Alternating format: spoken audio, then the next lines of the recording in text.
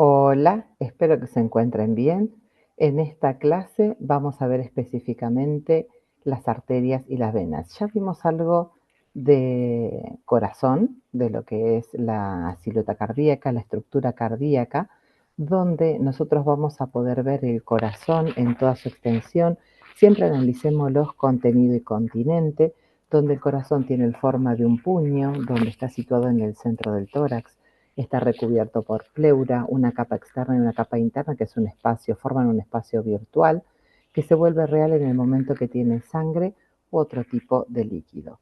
Acá estamos viendo la arteria pulmonar que ingresa a lo que es el ventrículo derecho, donde tiene las dos venas pulmonares, la superior y la inferior, tanto del lado izquierdo como del lado derecho, la aorta que sale del ventrículo izquierdo con el callado aórtico y la aorta descendente, cómo ingresa la vena cava superior y la vena cava inferior a la aurícula derecha. Acá vemos saliendo cómo nace la coronaria derecha, la coronaria izquierda que tiene un tronco, se divide en circunfleja y descendente anterior. Así es como nosotros vamos a ver las coronarias, cómo se distribuyen. La coronaria izquierda y la derecha tiene un plexo en la región inferior del corazón donde se unen ambas por medio de arteriolas, y esas arteriolas, en caso que se ocluya tanto la derecha como la izquierda, pueden recibir irrigación a partir de esa conexión arterial que hay, ¿sí? Vemos el nacimiento de la aorta con el tronco arterial brachiocefálico y la carótida primitiva, la subclavia derecha, la arteria carótida común del lado izquierdo y la arteria subclavia del lado izquierdo. Entonces, tenemos el seno de Valsalva o aórtico, donde está el anillo aórtico. Esto forma la raíz de la aorta junto con el seno sinotubular, aorta ascendente, donde comienza el callado aórtico con sus tres ramas principales y luego de que atraviesa el bronquio del lado izquierdo, comienza a transformarse en aorta descendente hasta que atraviesa el hiato que está en el diafragma para pasar a denominarse aorta abdominal.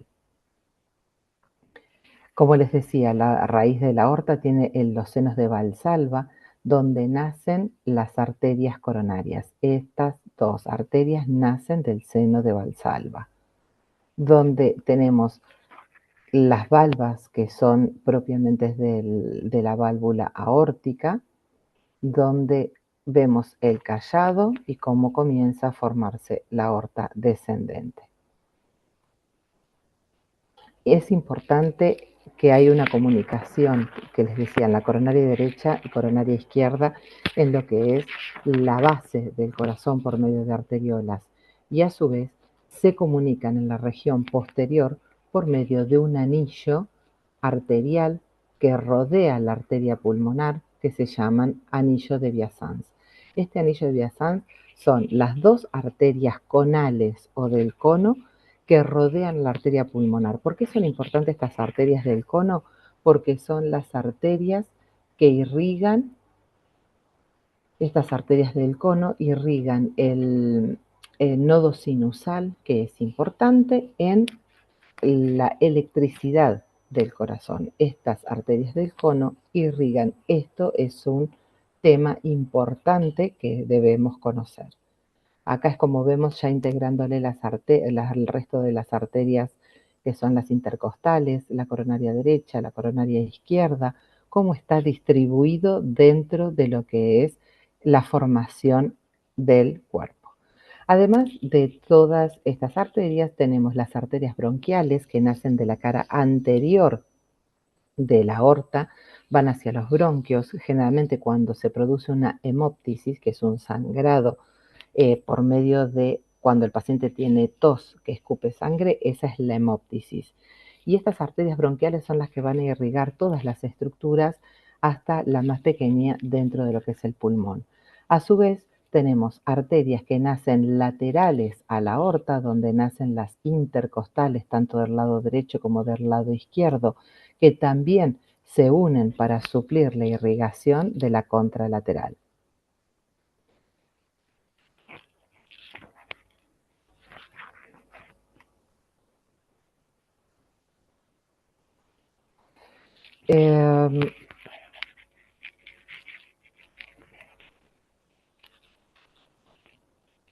Acá lo que nosotros tenemos, más allá, vamos a hacer un repaso de la raíz de la aorta, donde está la válvula aórtica.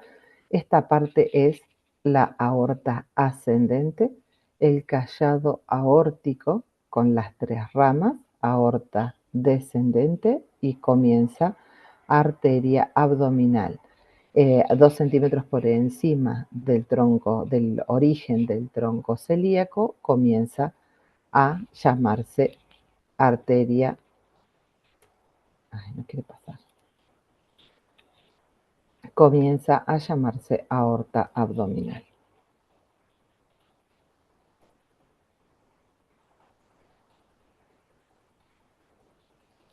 Muy bien, ahora lo que nosotros vamos a ver luego del callado aórtico, nosotros lo que encontramos, habíamos comentado que veíamos la carótida común. ¿Por qué? Porque esto tenemos el callado aórtico con sus tres ramas. Del lado derecho encontramos el tronco arterial brachiocefálico, donde se divide en la arteria subclavia y en la arteria carótida común. La axilar es la que es la continuación de esa arteria importante.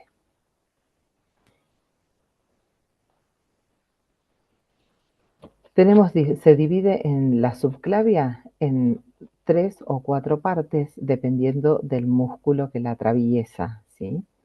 Donde tenemos los escalenos, donde pasa el escaleno anterior pasa por delante, donde nosotros, si vemos una posición de perfil, nosotros vamos a encontrar que la subclavia tiene ramos.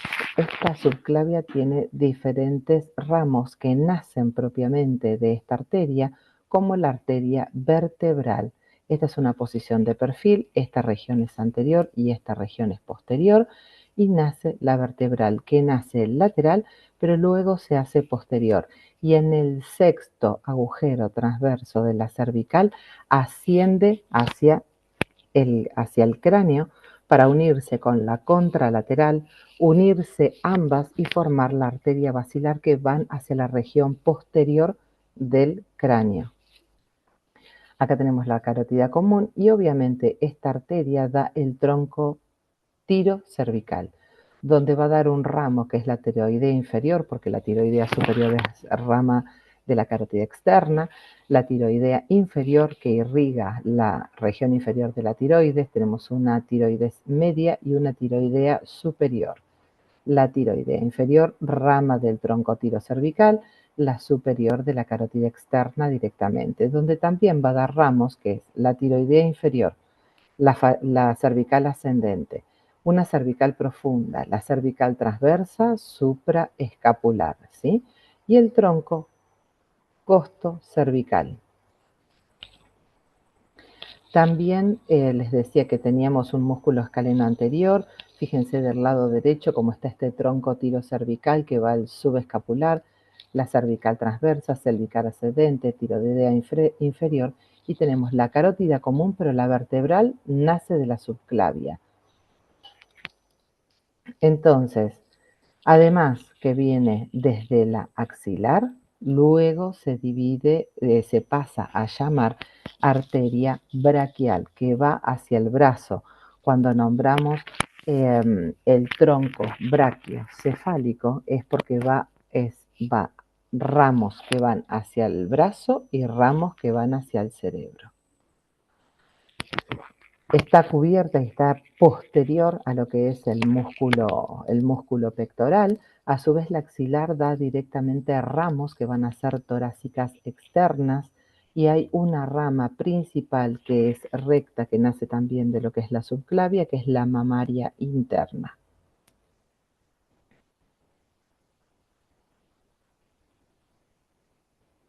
Da muchas ramas, no quiero que se sepan absolutamente todas las ramas, pero es importante conocer la anatomía, sobre todo cuando vamos a estudiar en angiografía esa región, cuál es que está ocluida. En el momento que nosotros vemos una angiografía digital, nosotros podemos identificar las arterias. Todo lo que nosotros vamos a ver en una angiografía es exactamente lo que trae y lo que estamos estudiando, ¿sí? En cuanto a sistema venoso, tenemos la vena cava superior, que toda la sangre que va desde la aorta hacia el cuello, hacia los brazos, todo eso tiene que volver de alguna manera al corazón para hacer el ciclo, es el ciclo de la sangre que va hacia el organismo, lleva oxígeno y luego de ahí recolecta todas las toxinas y la trae directamente a lo que es las aurículas. Entonces, sabiendo que ya trasladamos esas arterias, que esas arterias están irrigando, ¿cómo se forma este tronco venoso brachiocefálico? Desde la yugular interna y la subclavia se unen para formar el tronco brachiocefálico venoso derecho, que tanto con el tronco brachiocefálico venoso izquierdo se unen para formar la vena cava superior. Yugular interna y subclavia del lado izquierdo forman este tronco brachiocefálico venoso izquierdo.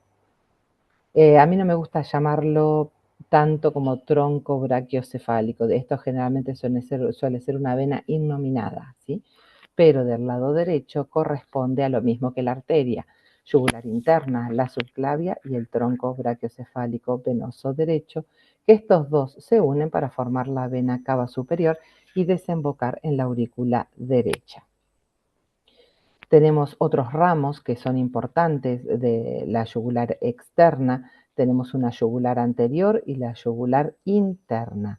Son alrededor de 4 yugulares que nosotros tenemos, 4 yugulares de un lado, 4 yugulares del otro, ¿sí? La yugular externa desemboca directamente en la subclavia como la yugular anterior, a diferencia de la yugular interna que junto con la subclavia forman el tronco brachiocefálico venoso derecho. Así es como vamos colocando diferentes estructuras, tanto las arterias, el callado de la aorta, tronco arterial brachiocefálico derecho, carótida común izquierda, subclavia derecha, donde tenemos su correspondiente venoso, donde tenemos la vena yugular, donde tenemos la subclavia, forman el tronco que se une con el tronco brachiocefálico venoso derecho, la subclavia yugular interna, perdón, y se van a formar la vena cava superior y desembocan en la aurícula derecha. Acá estamos viendo el tronco de la pulmonar, que es el que trae toda la sangre del pulmón para llevarlo a la aurícula para luego poder llevar, perdón, al ventrículo derecho para poder luego atravesar, pero porque trae toda esa sangre oxigenada, pues luego de la hemostasis, trae esa sangre oxigenada y va directamente al ventrículo para que siga su ciclo.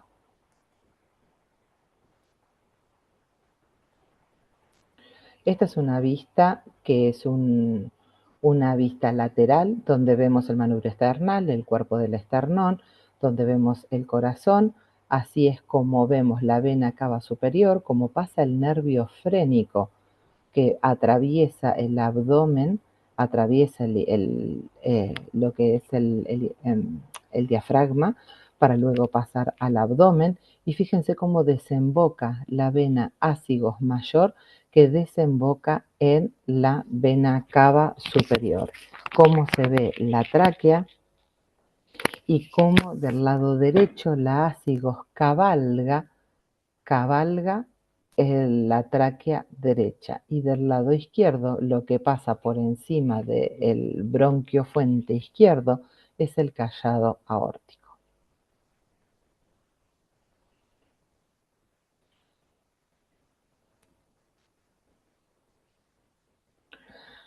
Además, como veíamos parte del corazón, como desembocan en la aurícula derecha la vena cava superior, la vena cava inferior, desembocan en la aurícula derecha, se abren estas válvulas para poder pasar al ventrículo derecho, luego por la pulmonar, luego que viene por la pulmonar, las dos, acá por más de que estén pintadas en rojo, estas son venas, las venas pulmonares superior izquierda, inferior izquierda, superior derecha, inferior derecha que vienen a la aurícula izquierda. Nosotros, además de tener arterias coronarias, nosotros necesitamos que esa arteria, que esa sangre que llega al resto del corazón pueda ser drenado de alguna manera, y eso se realiza por medio del seno venoso coronario. ¿Por qué se llaman arterias coronarias? Porque forman una corona alrededor del corazón, y este seno venoso se correlaciona con estas arterias donde el orificio de ese seno venoso coronario presenta la válvula de Tevesio.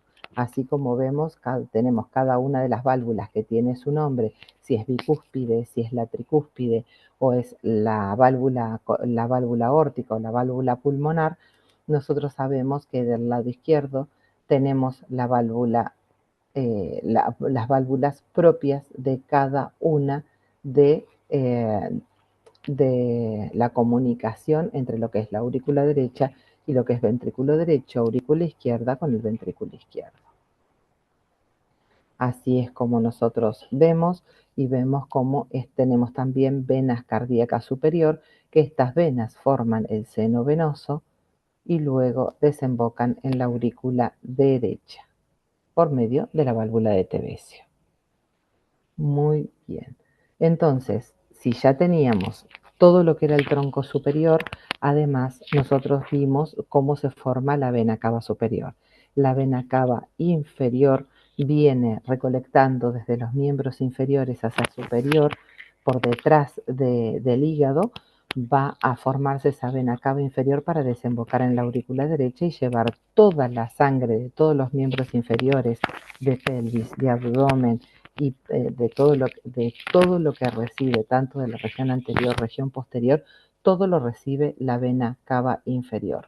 Así es como vemos cómo está colocado el diafragma, donde se pega a la región anterior de los cuerpos vertebrales, y vemos la distribución de la vena cava inferior. Vena cava inferior del lado derecho de la columna, aorta del lado izquierdo de la columna vertebral. Recibimos muchas venas que desembocan, por ejemplo, en la lumbar ascendentes, que todas se unen en un tronco para luego desembocar en la ácigos mayor. La ácigos mayor desemboca en la vena cava inferior, donde tenemos todo este sistema venoso, donde es desde la T7, T8, T9, T10, todas desembocan en la ácigos mayor. Y a su vez, como vimos en la imagen previa, luego de la vena cava inferior, la vena ácigos mayor desemboca en la vena cava superior. La región superior desemboca en la vena cava superior, la región inferior en la vena cava inferior. Tiene una doble conexión esta vena ácigos mayor. Recuerden que pasaba por encima del bronquio fuente del lado derecho. Así es como lo veíamos, la ácigos mayor como desembocaba en la vena cava superior. Todas las venas ácigos menores desembocan en la ácigos mayor, sea todas de las dorsales 1, 2, 3 hasta las 7 desembocan. Todas las del lado derecho desembocan directamente en la ácigos mayor. Del lado izquierdo se forman troncos, por ejemplo la 1, la 2 y la 3, que van a desembocar directamente en lo que es la subclavia o en el tronco venoso, pero desde la 4, T4 o dorsal 4, hasta las 6, 7, 8, 9, 10, 11 desembocan en formas de tronco la ácigos mayor, pero desembocan todas en la ácigo mayor del lado derecho. Fíjense que de la región inferior que hablábamos por debajo de los que son las torácicas, desembocan directamente en la vena cava inferior. Como miembros superiores, esto lo vamos a ver ahora cuando veamos alguna flebografía, pero por ahora quiero dejarlo en este.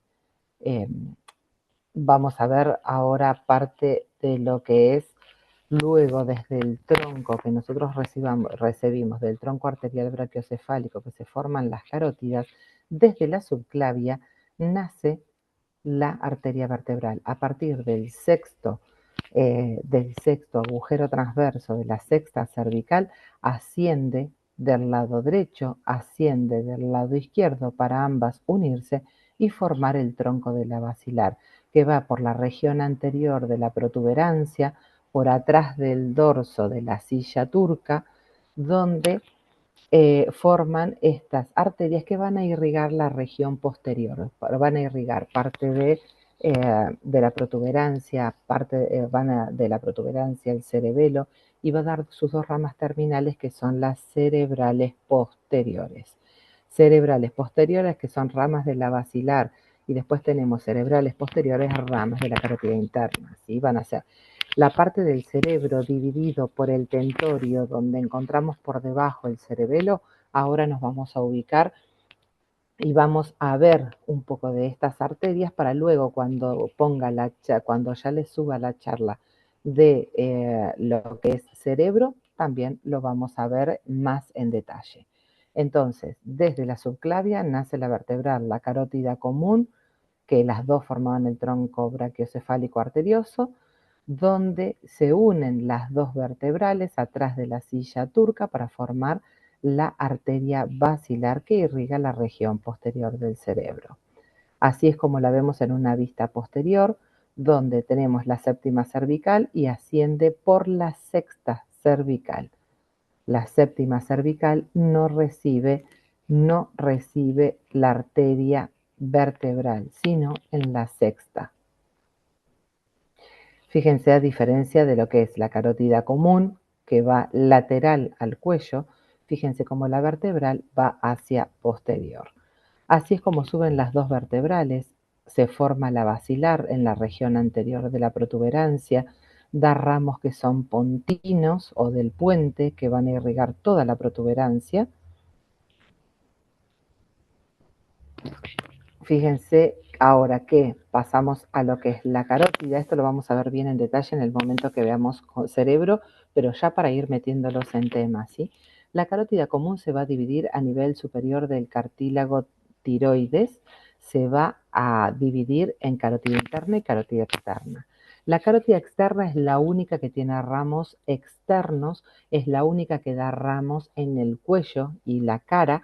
La carótida interna es la que asciende, ingresa por el agujero rasgado anterior, es la que ingresa al cráneo por el conducto carotidio, ingresa por el conducto carotidio, ingresa una parte, tiene como petrosa dentro o lateral a lo que es el peñasco, pero está cubierta esa parte de la carótida.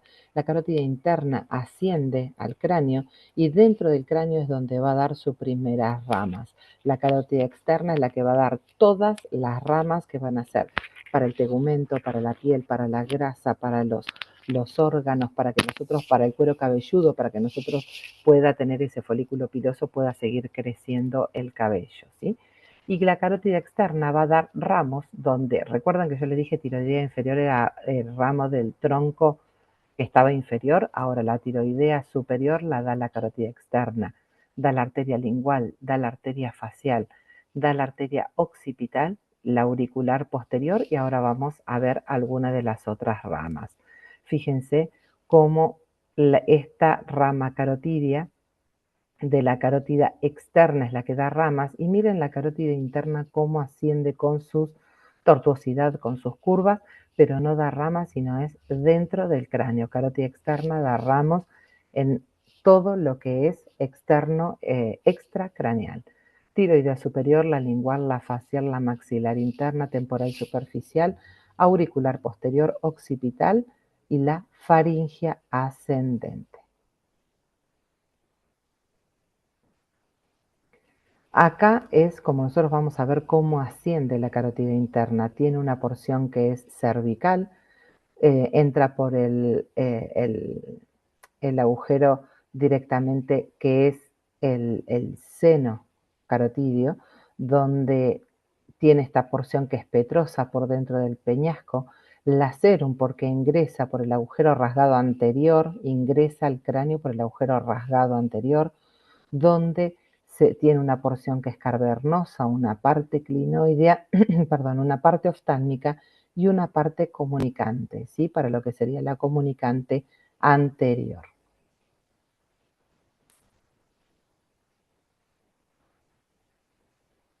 Así es como nosotros vemos que están las dos arterias vertebrales, la formación del tronco basilar, donde tiene las arterias pontinas. Acá tenemos dos arterias principales que son para el cerebelo, que son la pica y la aica. PICA, que es la arteria posterior inferior, y la AICA, que es la arteria cerebelosa interna, pero que esta es superior, ¿sí?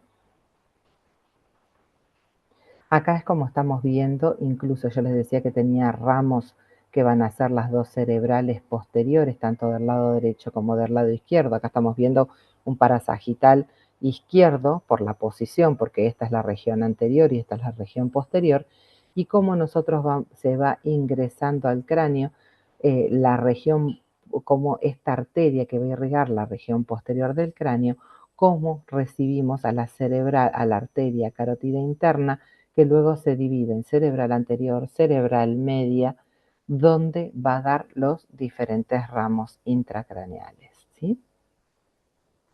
Esta carótida común tiene una parte de un sifón carotidio luego de su división, donde está este bulbo carotidio, donde tiene un segmento que es ascendente, y acá está la parte petrosa, donde asciende e ingresa al cráneo, ¿sí?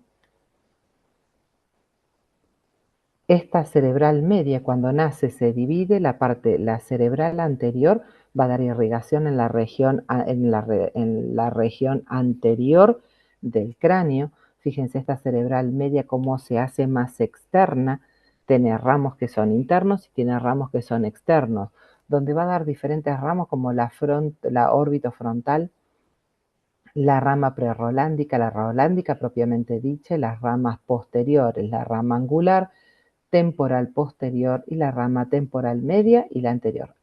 Rama temporal anterior, media y posterior, y donde da la prerolándica, la rolándica y las ramas parietales anterior y posterior, como la órbito frontal.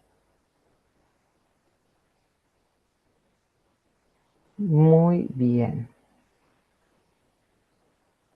Es importante conocer, fíjense cómo acá asciende las dos arterias vertebrales para formar la basilar, la importancia de los ramos que da la arteria basilar para irrigar el nervio motor ocular común y el nervio motor ocular externo, que es el abducens o el nervio motor ocular externo. Acá están las dos ramas que yo les mencionaba, que son la AICA y la PICA. La AICA, que es la arteria cerebelosa anteroinferior, y la cerebelosa posteroinferior. Tenemos una cerebelosa superior, pero es aparte. Estas son las dos primeras ramas que da las arterias. Una es de la vertebral y la otra es de la basilar. Rama de la vertebral, la PICA, y rama de la basilar, la AICA. Muy bien.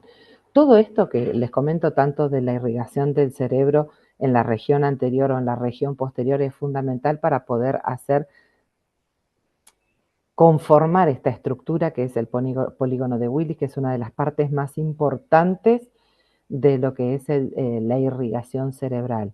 Tenemos las dos carótidas internas en la región anterior, tenemos las dos cerebrales posteriores, tenemos las carótidas internas, las dos cerebrales posteriores, que van a estar unidas a esas carótidas por medio de las comunicantes posteriores, y las dos arterias cerebrales anteriores están unidas por esas comunicantes anterior. Si se llega a ocluir, por ejemplo, esta cerebral anterior, tiene que tener una muy buena comunicante para que la sangre continúe pasando. Es un sistema como si fuera hidráulico, donde si cierro esta canilla, aparece irrigación desde otro lugar. Tanto como en la cerebral posterior. Ahora les voy a mostrar un gráfico. Esto es muy, muy básico, el gráfico, pero que ustedes se acuerden, porque siempre en cualquier método de diagnóstico ustedes van a ver que es importantísimo este polígono de Willis. Esta arteria, que es la meningia media, es la que deja impresión de lo que es la cara interna del hueso, deja esa impresión porque está por fuera de la dura madre, porque está apoyada sobre el diplo interno de la cara interna de lo que es el temporal. Fíjense cómo está conformado, cómo nosotros vamos viendo. Esto es lo que vimos en anatomía pura tanto de radiología simple, cada uno de los huesos, cómo se forman, porque a partir de esta imagen de los huesos de la cara y los huesos del cráneo es que nosotros vamos a hacer posiciones angiográficas, que eso lo vamos a ver en la siguiente clase, donde tenemos diferentes puntos para tener en consideración, para poder verlos, y vamos a dejar hasta acá y vamos a comenzar con todo lo que es angiografía cerebral. Les mando un saludo grande, espero que estén bien y a ponernos a estudiar arterias. Muchas, muchas gracias.